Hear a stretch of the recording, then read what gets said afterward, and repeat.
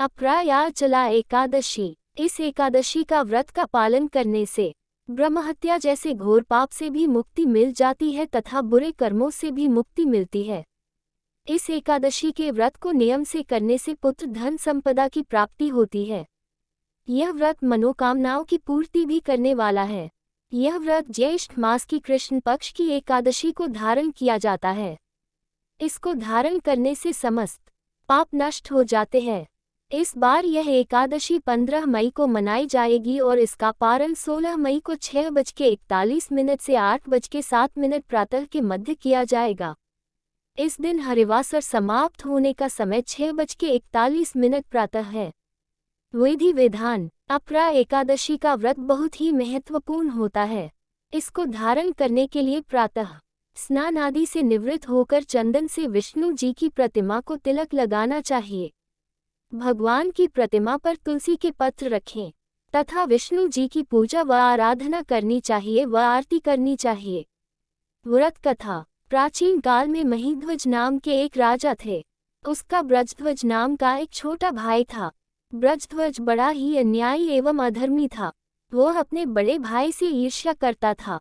ब्रजध्वज सदैव इस अवसर की ताक में रहता था कि किस प्रकार वह अपने भाई को नुकसान पहुंचाए।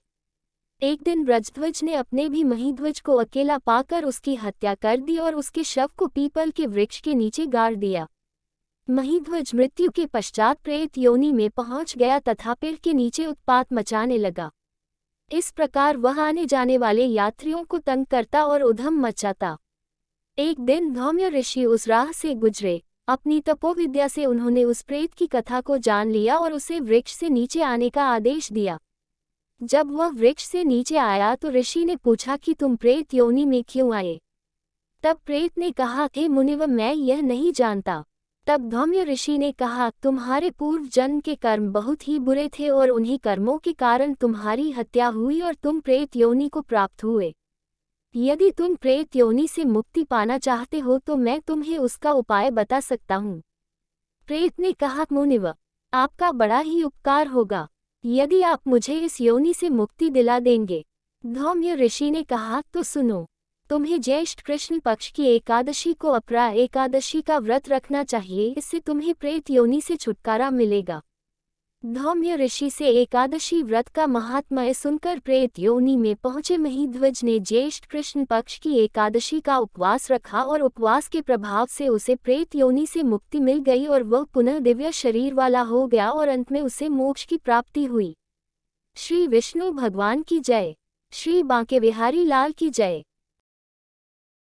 अगर आपको ये कथा अच्छी लगी हो तो कृपया मेरे चैनल को लाइक और सब्सक्राइब करें, साथ ही बेल आइकॉन को भी प्रेस करें ताकि इसी तरह की अन्य धार्मिक कहानियां मैं आपको प्रेषित कर सकूं। धन्यवाद।